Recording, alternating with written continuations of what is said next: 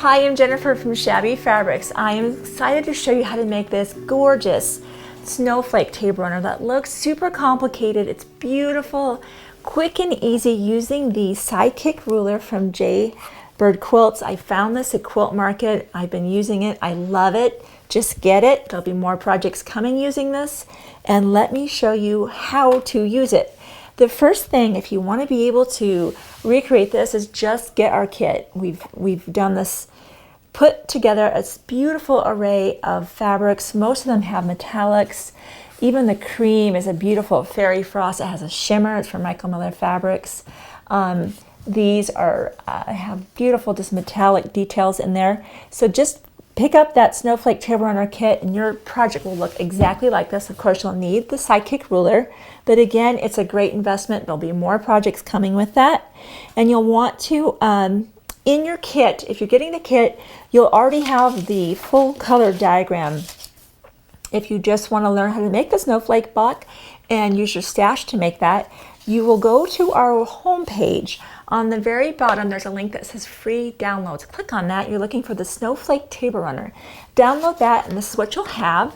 This is going to give you the layout for each one of the snowflake blocks. So let's get started. This is built on 2.5-inch strips, so it's jelly roll friendly. If you don't have a jelly roll, or maybe there isn't one in the colors you want, simply cut 2.5-inch strips. But we will be working from 2.5-inch strips, which I have here. There's two parts of this ruler, and I want to show those to you. And in fact, I'll do it against the white paper. It's easier for you to see. I'll move this to the side. The snowflake runner block is made up of diamonds here and these little triangles. I don't know if you can see the triangle portion. I don't know if that's easier to see it on here. But so you've got diamonds and you have this triangle. It's right like that.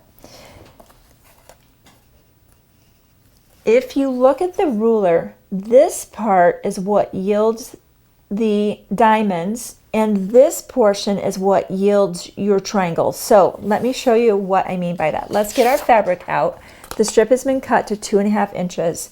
And I recommend, just to save yourself some time, go ahead and fold those jelly roll strips, which are already folded in half, fold them again, or maybe even again, and you can cut 6 layers at once and really save yourself a lot of time. That's why I love to use the spinning mat, because I can start rotating things and cutting multiple things that save me time. The first thing that we want to do is we want to establish our angle. Now, if you lay this down, I've got a 2.5-inch strip, so I'm using the 2.5-inch lines here. The first thing I want to do is, again, establish that angle. So I've got a solid line here and a solid line. You're bracketing your strip. Okay, and I'm going to cut that off. Now, if you have the spinning mat, all you have to do is rotate this like this, which I love.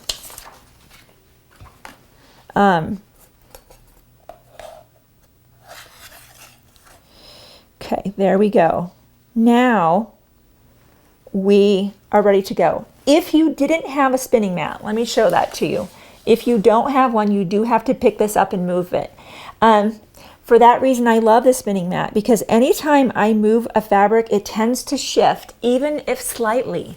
Well, this is a very precise project. I don't want any shifting at all. And so for that reason, I do use my spinning mat a lot for my cutting, and that's because I just don't want to disturb it, especially if I've got multiple layers stacked. So let's rotate that, because we are using our spinning mat today. Now we'll lay that down again on the angle we've established, and we'll just come in and begin cutting. There we go. And then we continue to cut.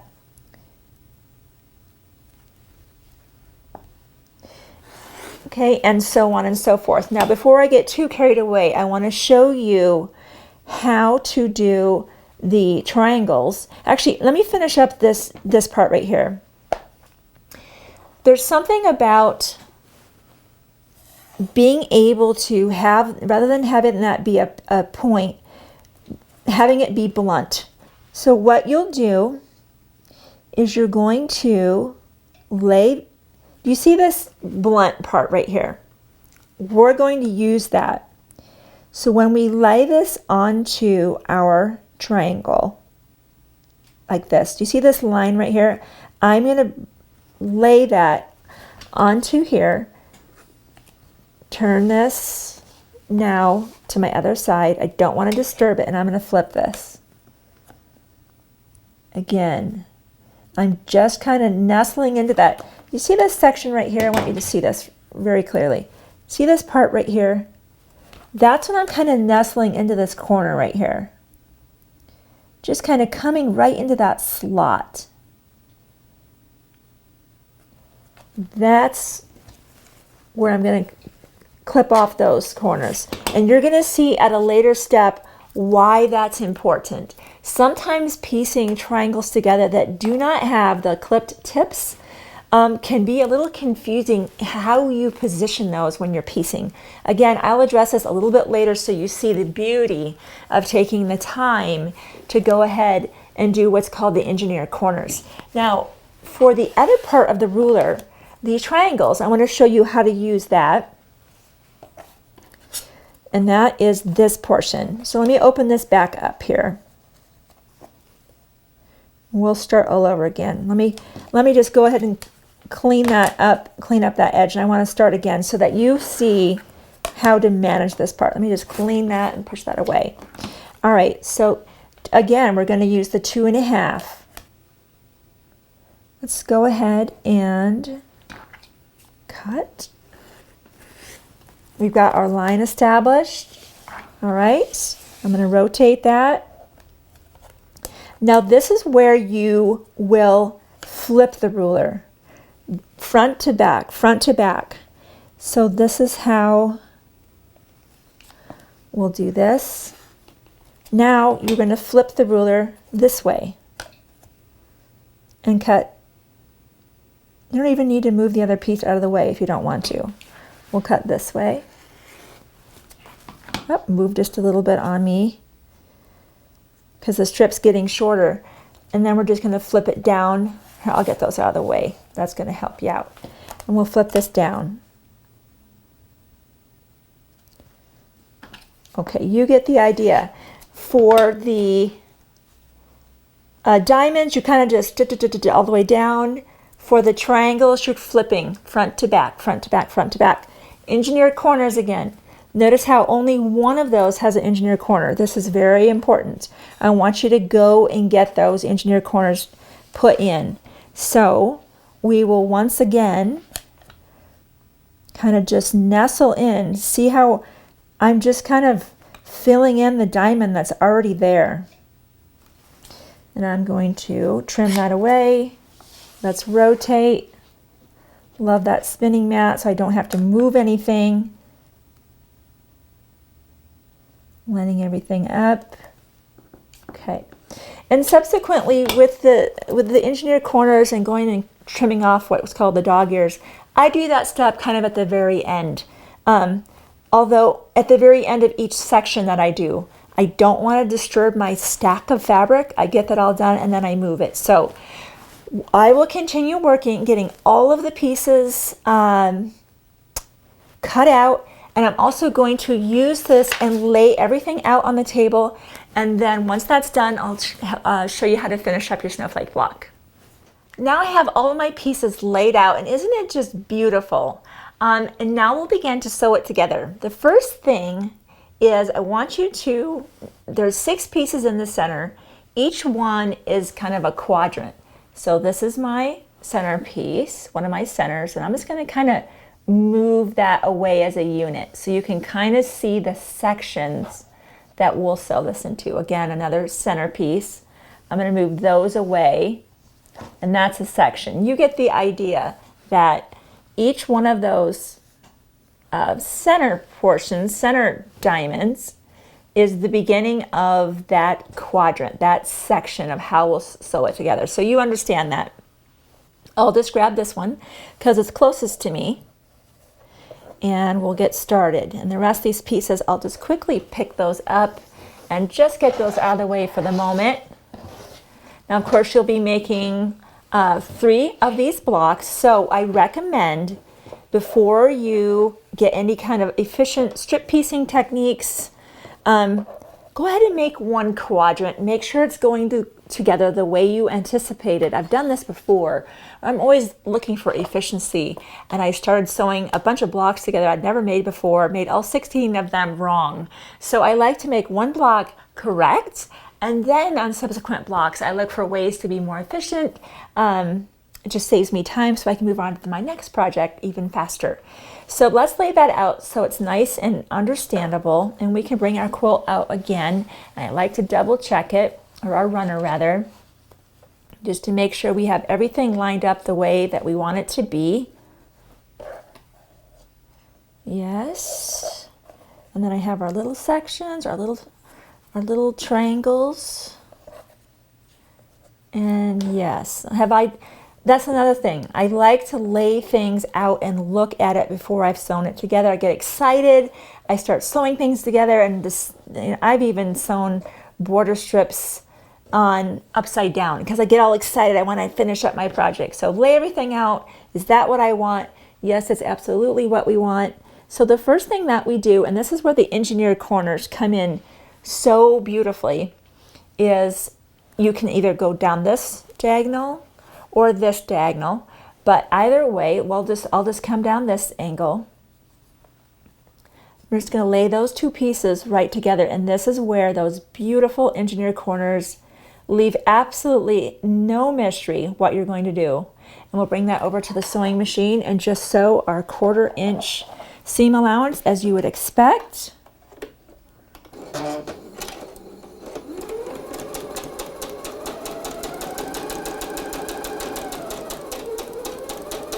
I just love how well that goes together. Now I will go ahead and sew the next 2. Again, I'm just going to flip that up just like that. And take that to my machine.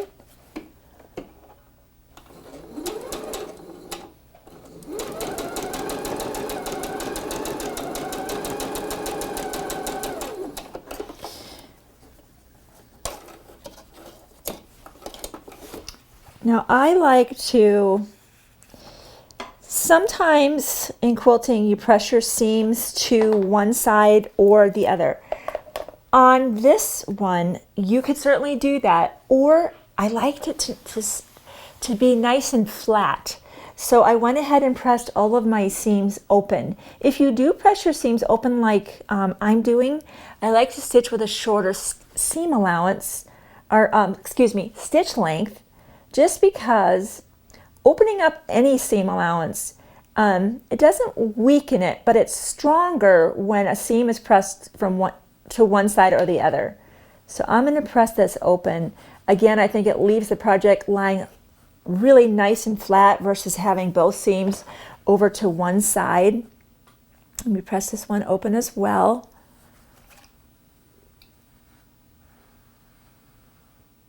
Okay, so going back to where we were, this was our layout, and then again, of course, we would just lay that together like that. Let's do that one more time, and you're going to continue the other rows the same way, but I just wanted to get one row together for you and show you what that looks like, and just again how beautiful the engineered corners make the piecing of this project so accurate.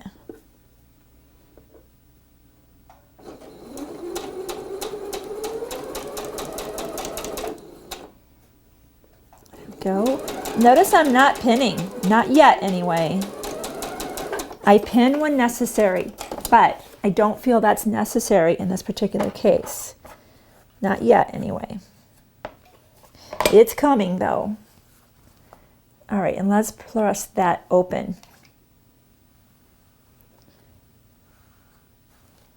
Look how nicely, let me just trim off that. Look how nice it just goes together. So you get the idea. Here, here, here, and here. When you sew these diagonal rows together, that's the next step. And I've done that. I've gotten these prepared ahead of time. Looks like a slightly different row, but you get the idea. Yep. Okay. One of the things that I want to point out that is not intuitive is you would think that that point is going to be lined up just like this when you sew it together, and that is not the case. All right. So if you try to match that point to that point right there, when you sew this together with your 1/4 inch seam and you turn, see how it's not together. Therefore, notice we had a 1/4 inch seam allowance, of course, for quilting. We're going to offset that. Do you see where the end of that seam being open is? That's where this point is going to come. So you're basically not going that point to this point, but you're offsetting them by a 1/4 inch. And where that is, because you did a 1/4 inch seam, that little intersection is going to point to that. Now, again, look at how that engineered corner lines up with that engineered corner down there. So you really kind of don't have to be super fussy with this, because if you've sewn a 1/4 inch, if you've done the engineered corners like I showed you before, and you've sewn a 1/4 inch, this will line up. There's a certain amount of faith that you can have that this will work out. Now, this is when I do recommend the pinning. Okay, I'm gonna go ahead. I know I need that point, and goodness knows I need this one down here for this to work out. So I like to pin those places first that I know must happen. And then I'm just gonna go take a glance, making sure that point is hitting where I believe that it should. Right? That point is coming to the end of that fabric. Those intersections are offset by a 1/4 inch. Just take a little gander there. That looks right to me. Okay. We're just going to pin a couple more times and then we're going to sew.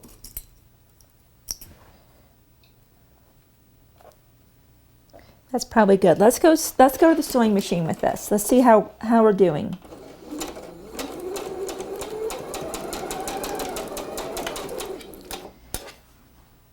As you get close to where those seams are, sometimes the seam allowance on the bottom wants to lay over.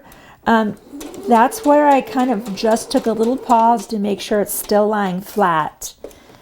I'm sure if you've quilted before, you know what I'm talking about, how that seam allowance kind of just wants to, because the presser foot's coming toward it, it wants to push it, and it wants to go under here like this versus lying flat. So I just go and check it. Especially with a table runner, you don't want any bumps on there. You want it to lie nice and flat, especially if you're going to be putting plates or vases on it.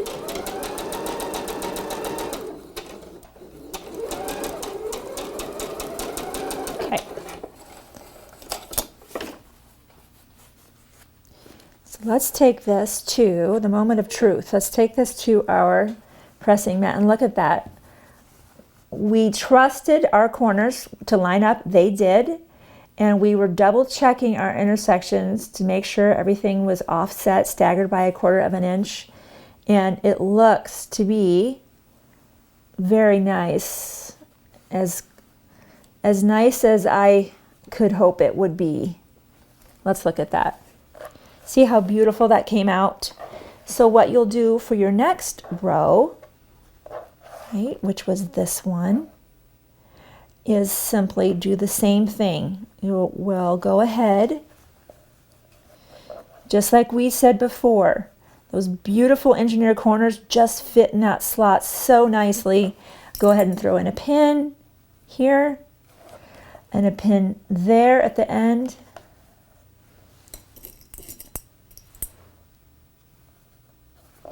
We're just going to double check. Everything looks really good right in that center. My point goes to the very tip of that seam allowance on the back side. Okay. And you're going to sew again. And then, in fact, I'm going to do those next 2 steps. We'll probably do that very quickly, but I want you to see that quadrant. Right.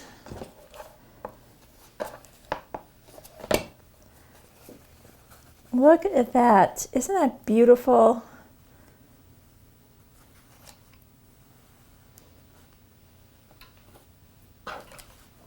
Okay, so we've got our first, I call it a quadrant. It's really not a quadrant. Quadrant means 4, right?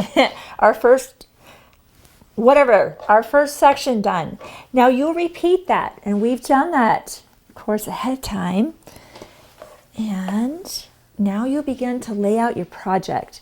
And this is where it's all very, very intuitive. It's just kind of obvious how the project will come together at this point.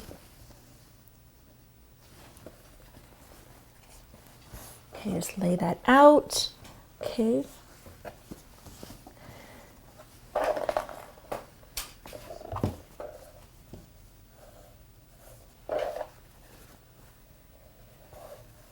Actually, that one fits better. We use slightly, there we go. That one was the right one.